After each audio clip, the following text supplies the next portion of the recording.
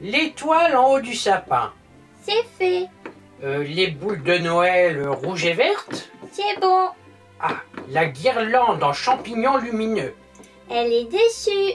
Il ne manque plus que quelques guirlandes. Pétale, va me chercher les guirlandes dans le tiroir, s'il te plaît. C'est celle-là que vous cherchez? Oui, c'est celle-là.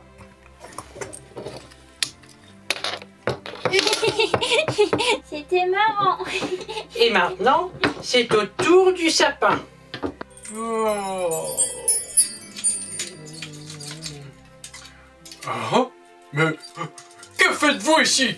Vous ne me déracinerez pas de ma jardinerie. C'est chez moi ici. Mais vous n'êtes plus dans votre jardinerie. Mais où suis-je? Nous vous avons adopté pour cet hiver. Oh, j'espère que les guirlandes rouges et or vous conviennent. Difficile de se tromper. C'est un indémodable. Oh, attendez, ne bougez pas. Vous avez une branche de travers. Je vais vous arranger ça avec un petit coup d'élagage.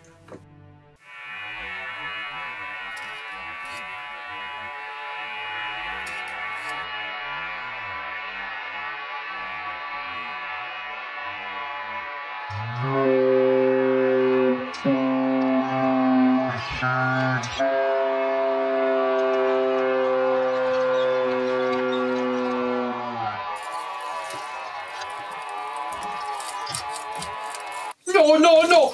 J'ai une peur verte des cisailles. Vous êtes plutôt sauvage comme sapin. Et vous parlez? De quelle variété êtes-vous? Je suis un Picea abyss contaris, une des variétés les plus rares de sapins conteurs d'histoire. Vous connaissez des histoires? Je n'ai fait pas que les raconter, je les inventais aussi pour mes copains d'épines. Hé les copains!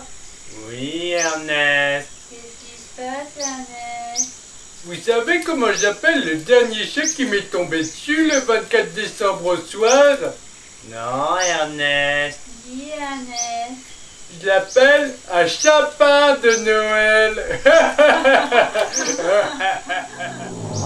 Vous devez vous sentir seul à présent. Mais vous verrez que nous ne sommes pas de si mauvaise compagnie. Et en plus, nous aussi, on adore les histoires. Dans ce cas, si vous adorez les histoires, en voici une peu connue.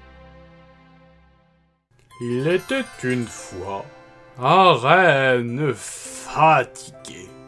En tant que postier personnel du Père Noël, il était chargé de ramasser toutes les lettres en destination du pôle Nord. Chaque année, il devait passer dans chacune des rues, chacune des maisons et ouvrir toutes les boîtes aux lettres pour récupérer l'énorme quantité de courriers adressés au Père Noël.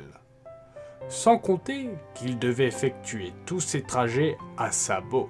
Chaque année, il réussissait tout juste à livrer les lettres au Père Noël. Oh, oh, oh. Mais une fois fini, il était tellement fatigué qu'il dormait le reste de l'année. On appelle cela la cryogénisation. Le renne était congelé? Vous ne confondez pas avec l'hibernation? Ce ne sont pas plutôt les ours qui hibernent? C'est mon histoire, c'est moi qui raconte. Bon, le renne passait tout l'été à dormir. Et le malheureux se réveillait juste avant Noël pour recommencer la récolte de lettres. Mais un jour, le Père Noël décida de lui offrir un cadeau pour l'aider à ramasser les lettres plus vite. Je sais ce que c'est. Hein? Un lapin. Mais Pétale, pourquoi un lapin? Parce que ça court vite. Mais tu sais, le lapin a déjà assez à faire pour Pâques. Oui, mais... Bon, je termine mon histoire ou pas? Continuez. Mais je suis sûre que ça court très vite, un lapin. Le Père Noël offrit au renne une mobilette. Et plus précisément, une vélocyclette jaune de 1971, avec suspension à sucre d'orge, turbo à paillettes et un moteur 16 lapins. Il avait bien dit qu'il y avait des lapins. Et ainsi, le renne put terminer ses tournées moins fatigué, plus rapidement, et profiter du reste de l'année pour vagabonder sur les routes du monde entier. La légende raconte que lorsque l'on entend le moteur d'une mobilette frombrir la veille de Noël, c'est que le renne n'est pas loin, mais qu'il est toujours en retard.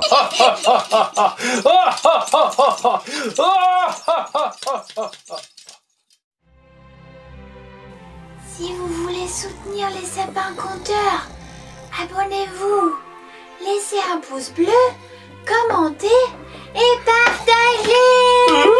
Mais où suis-je? Mais que faites-vous chez moi?